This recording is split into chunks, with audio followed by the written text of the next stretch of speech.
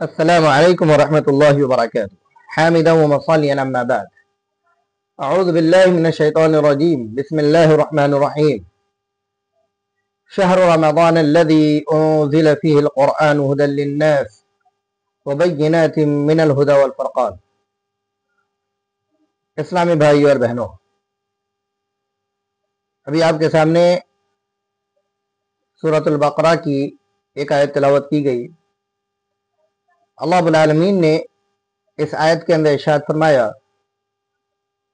کہ رمضان کا مہینہ یہ وہ مہینہ ہے جس میں قرآن نازل کیا گیا۔ آیت کے اس ٹکڑے میں اللہ رب العالمین نے اس امر کی وضاحت فرمائی ہے کہ قرآن مجید کا نزول رمضان المبارک میں ہوا، یعنی لوح محفوظ سے آسمان دنیا پر بیک وقت اللہ رب العالمین نے پورے قرآن کو رمضان المبارک میں نازل کیا، اور پھر ضرورتاً وقتاً فوقتاً جس طریقے سے ضرورت پڑتی گئی، پورے 23 سال کے اندر اللہ رب العالمین نے مکمل قرآن کو نبی اکرم صلی اللہ علیہ وسلم کے قلب اطہر پر نازل فرمایا۔ اور اس امر کی وضاحت اللہ رب العالمین نے دوسری سورت کے اندر بھی کی۔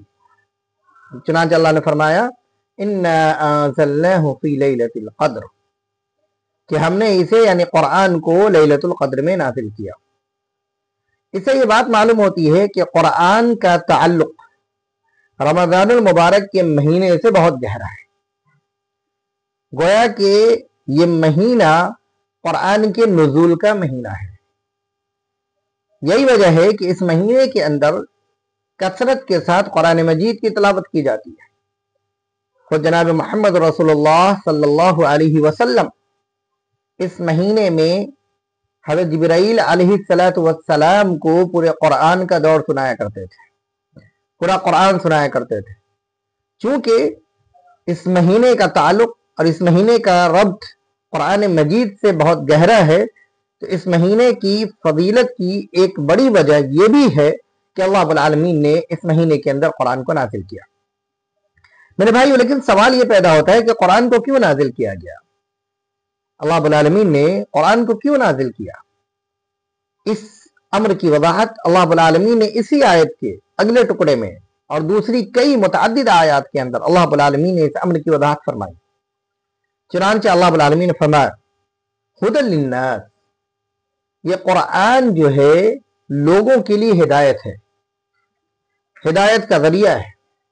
وبینات من الہدی والفرقان، اور ہدایت اور گمراہی کے درمیان، حق اور باطل کے درمیان، صحیح اور غلط کے درمیان یہ قرآن فرق کرنے والی کتاب ہے۔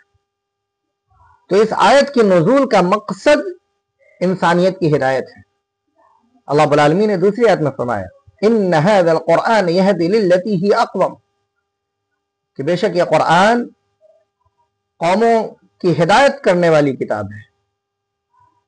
تو اس آیت سے اور دیگر کئی آیات جس کے اندر اللہ رب العالمین نے اس امر کی وضاحت فرمائی ہے، یہ بات معلوم ہوتی ہے کہ قرآن کے نزول کا مقصد صرف اور صرف قرآن مجید کی تلاوت نہیں۔ قرآن مجید کا ایک حق ہے، قرآن مجید کے نزول کا ایک مقصد یہ ہے کہ اس کی تلاوت کی جائے، اللہ رب العالمین اس پر اجر عظیم عطا کرتا ہے۔ پھر قرآن مجید کی تلاوت کیسے کی جائے، اس بات کی بھی وضاحت ضروری ہے۔ قرآن مجید کو تجوید کی رعایت، تلفظ کی ادائیگی، مخارج کی رعایت کے ساتھ ساتھ قرآن مجید کی تلاوت کرنی چاہیے۔ اللہ رب العالمین نے فرمایا اللہ رب العالمین نے فرمایا ورتل القرآن ترتیلا، کہ قرآن مجید کو ترتیل کے ساتھ یعنی تجوید کے ساتھ پڑھو، ٹھہر ٹھہر کر پڑھو۔ جو ٹھہرنے کی جگہ ہیں ان جگہوں پر ٹھہرا کرو، تلفظ کی ادائیگی صحیح ہونی چاہیے، مخارج کی ادائیگی صحیح ہونی چاہیے۔ جو بنیادی قواعد و ضوابط قرآن مجید کے پڑھنے کے ہیں، ان قواعد و ضوابط کی معلومات ہونی چاہیے۔ یہ قرآن کا ایک حق ہے۔ اللہ کے نبی صلی اللہ علیہ وسلم نے فرمایا زینوا القرآن باصواتکم، کہ قرآن مجید کو تم لوگ اپنی آواز کے ذریعے مزین کرو۔ لہذا قرآن مجید کا ایک حق ہے، ہم پر یہ ضروری ہے، لازم ہے کہ ہم تجوید کے قواعد کو، اس کے ضوابط کو اس قدر سیکھ لے کہ قرآن مجید کو صحیح طریقے سے ہم سب پڑھ سکیں۔ یہ تمام اہل اسلام کی، یہ تمام مسلمانوں کی ذمہ داری بنتی ہے۔ ایک بات تو یہ معلوم ہوتی ہے، اور قرآن مجید جب ہم پڑھتے ہیں تو اس پر اجر و ثواب اللہ رب العالمین عطا کرتا ہے، جیسا کہ اللہ کے نبی صلی اللہ علیہ وسلم نے فرمایا کہ جب تم میں سے کوئی قرآن مجید کی تلاوت کرتا ہے تو اس کے ہر حرف پر اسے 10 نیکیاں ملتی ہیں۔ 10 ہی نہیں بلکہ اللہ رب العالمین 10 سے لے کر 700 گنا تک ان نیکیوں کو بڑھا دیتا ہے۔ 700 گنا تک اللہ رب العالمین نیکیوں کو بڑھا دیتا ہے۔ پھر اللہ کے نبی صلی اللہ علیہ وسلم نے فرمایا میں یہ نہیں کہتا کہ پورا الف لام میم یہ ایک حرف ہے، بلکہ الف الگ ہے، لام الگ ہے، میم الگ ہے۔ سوچیں، الف لام اور میم صرف یہ 3 حرف کی تلاوت پر کم سے کم 30 نیکی، اور زیادہ سے زیادہ آپ سمجھ سکتے ہیں اللہ رب العالمین کس قدر ہمیں نواز سکتا ہے اپنے رحمت سے، اپنے فضل سے۔ تو قرآن مجید کو اللہ رب العالمین نے اس لیے نازل کیا ہے کہ اس کی تلاوت کی جائے، اس کے جو فوائد و ثمرات تلاوت کرنے کی وجہ سے ہیں، گھروں کے اندر اللہ رب العالمین کی برکتوں کا نزول، رحمتوں کا نزول، قرآن مجید کی تلاوت سے دلوں کا سکون و اطمینان، یہ چیزیں تو حاصل ہوتی ہیں۔ لیکن قرآن مجید کو صرف اور صرف اس مقصد کے لیے نہیں نازل کیا گیا کہ قرآن مجید کی صرف اور صرف تلاوت کی جائے، بلکہ اس آیت کی جو آیت میں نے آپ کے سامنے پڑھی ہے، اللہ نے فرمایا ھدی للناس، یہ لوگوں کے لیے ہدایت کی کتاب ہے، یہ حق اور باطل کے درمیان فرق کرنے والی کتاب ہے، یہ کفر و ضلالت کے بادل کو ختم کر دینے والی کتاب ہے، ہدایت اور دلالت و گمراہی کے راستے کو واضح کر دینے والی کتاب ہے۔ تو معلوم چلا کہ اس قرآن کو اگر ہم اور آپ سمجھ کر پڑھیں گے، اس سے ہدایت حاصل کرنے کی کوشش کریں گے، تو قرآن مجید کی نزول کا جو اصل مقصد ہے اس کو ہم حاصل کر پائیں گے۔ اب قرآن مجید کے اس نزول کا جو کہ ہدایت ہے، اس مقصد کو کیسے حاصل کریں گے؟ اللہ رب العالمین نے فرمایا، اس امر کی وضاحت اللہ تعالی نے دوسری آیت کے اندر کی۔ اللہ نے فرمایا وَلَقَدْ يَسَّرْنَا الْقُرْآنَ لِلذِّكْرِ فَهَلْ مِن مُدَّكِرٍ، کہ تحقیق کہ ہم نے قرآن مجید کو آسان کیا ہے، قرآن مجید کو ہم نے آسان کیا ہے نصیحت حاصل کرنے کے لیے، تو کیا کوئی ہے جو اس سے نصیحت حاصل کرے؟ کیا کوئی ہے جو اس میں غور و فکر کرے؟ ایک دوسری آیت میں اللہ رب العالمین فرمایا،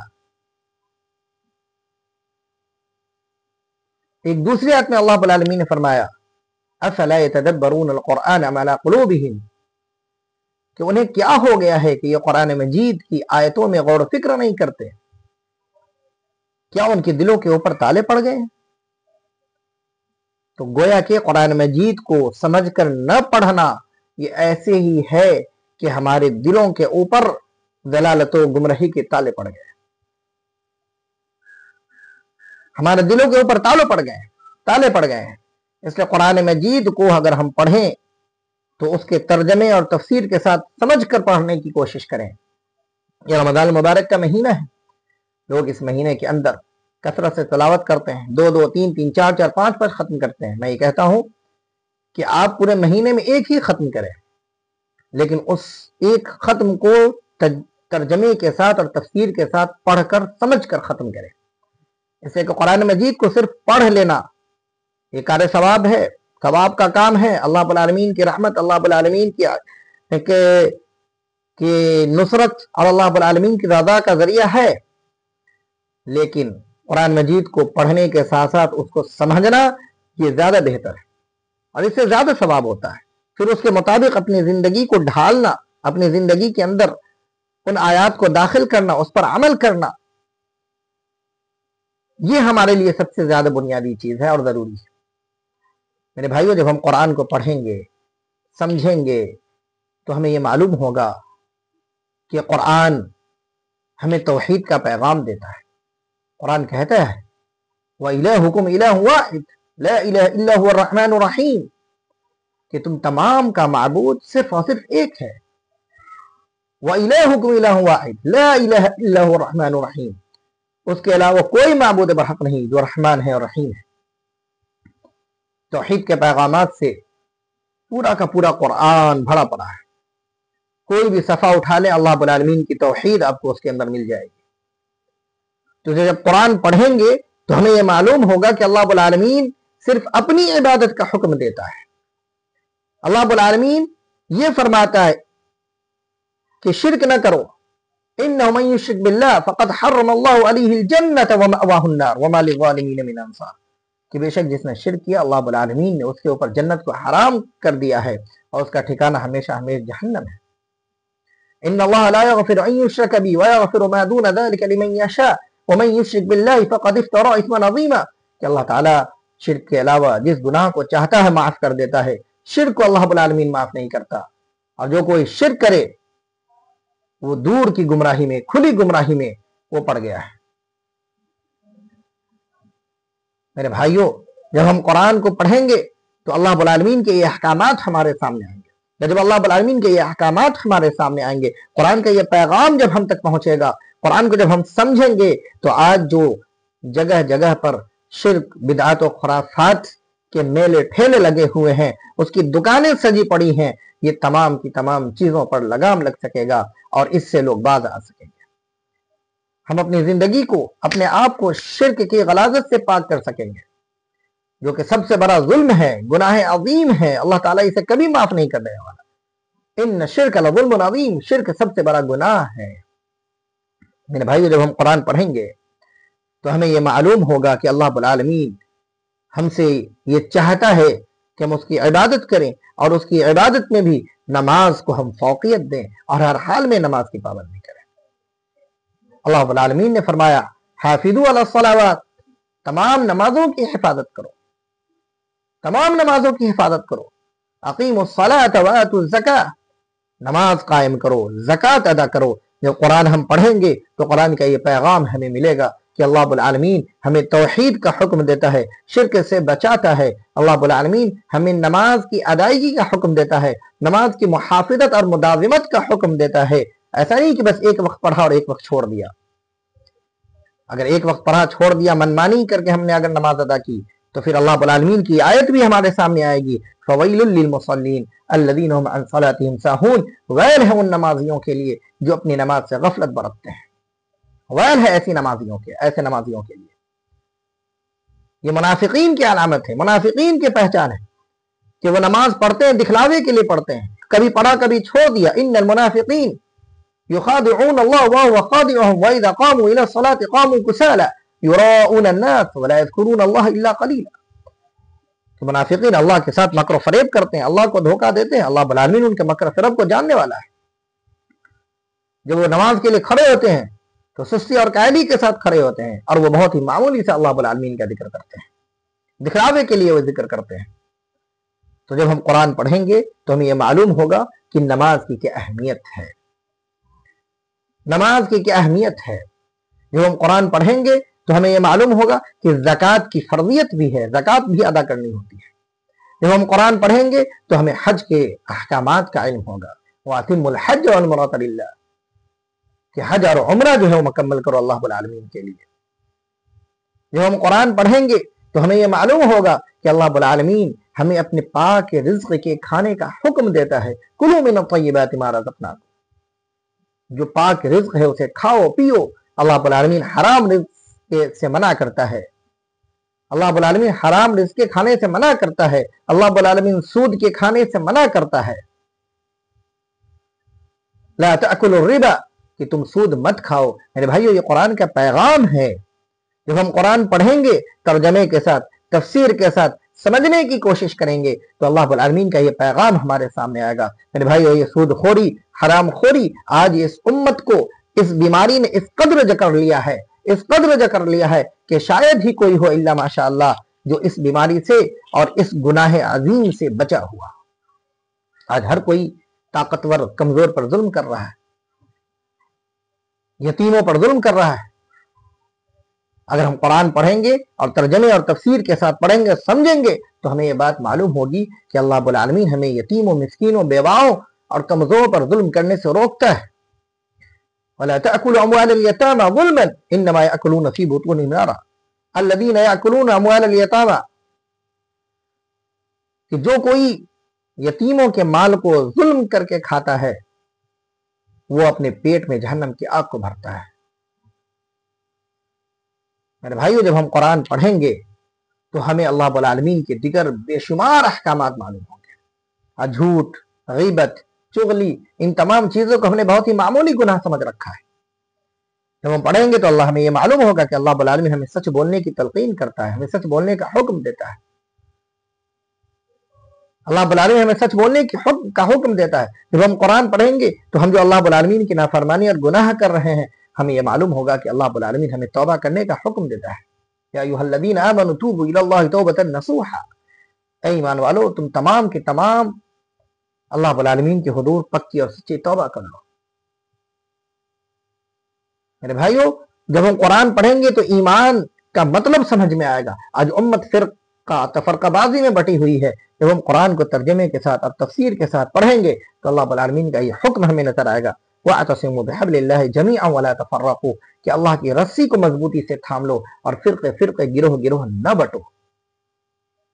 اللہ رب العالمین کا یہ قول ہمیں ملے گا، اطیعوا اللہ واطیعوا الرسول واولی الامر منکم فإن تنازعتم فی شیء فردوه الی اللہ والرسول، اللہ اس کے رسول کی اطاعت کرو، اولو الامر کی اطاعت کرو، حاکموں کی اطاعت کرو، لیکن جب کسی معاملے میں اختلاف ہو جائے تو پھر اختلافی مسائل میں اللہ اس کے رسول کی طرف اپنی باتوں کو لوٹا دو۔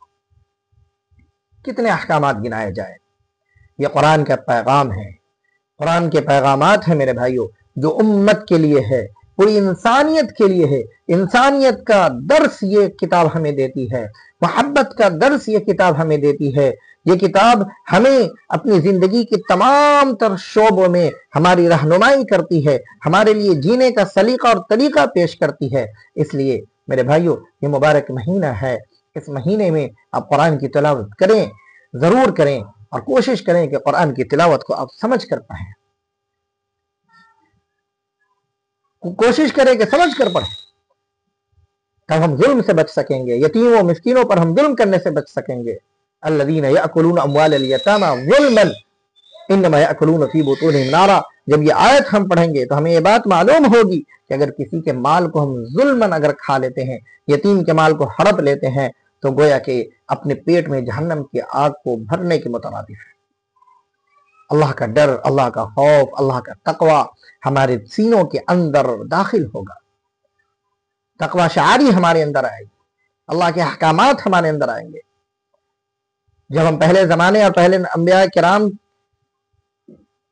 کی قوموں اور ان کی امتیوں کے واقعات کو پڑھیں گے، ان کے انجام کو پڑھیں گے، تو ہمیں صراط مستقیم پر ہم آئیں گے۔ شیطان جو کہ ہمارا دشمن ہے، جس نے اللہ رب العالمین سے یہ وعدہ کیا ہوا کہ وہ ہمیں اور آپ کو گمراہ کرے گا، جب ہم قرآن پڑھیں گے تو ہمیں یہ بات معلوم ہوگی کہ شیطان نے کس طریقے سے اللہ رب العالمین سے وعدہ کیا تھا، اور اگر شیطان کے نقش قدم پر ہم چلتے ہیں تو ہم تمام کا کیا انجام ہونے والا ہے۔ اس لیے قرآن کو ترجمے کے ساتھ پڑھیں، تفسیر کے ساتھ پڑھیں۔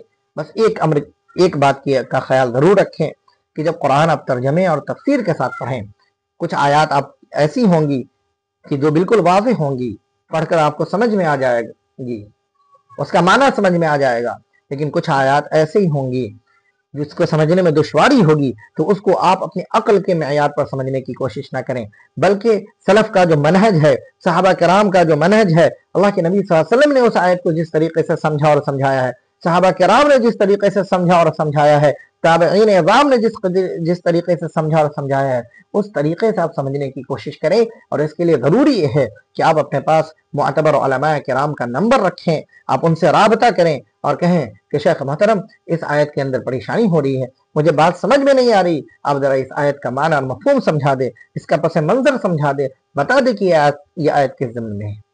صحابہ کرام رضوان اللہ علیہ اجمعین کو بھی جب کسی آیت کے سمجھنے میں دشواری ہوتی تھی، اللہ کے نبی صلی اللہ علیہ وسلم کی طرف رجوع کیا کرتے تھے۔ اللہ نے فرمایا فَاسْأَلُوا أَهْلَ الذِّكْرِ إِن كُنتُمْ لَا تَعْلَمُونَ، اگر تم نہیں جانتے ہو تو جاننے والوں سے پوچھ لو۔ یہ طریقہ ہم اپنائیں گے تو پھر ہم گمراہ نہیں ہوں گے، ہدایت کے راستے پر آئیں گے۔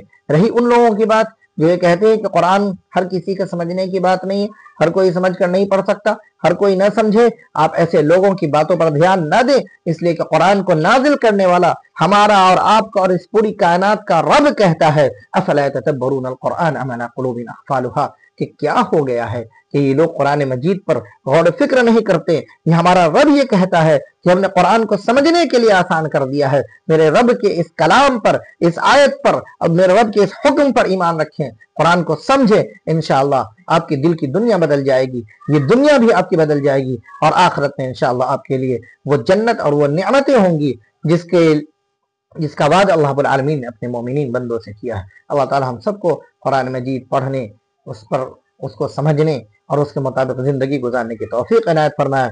آمین. السلام علیکم ورحمۃ اللہ وبرکاتہ.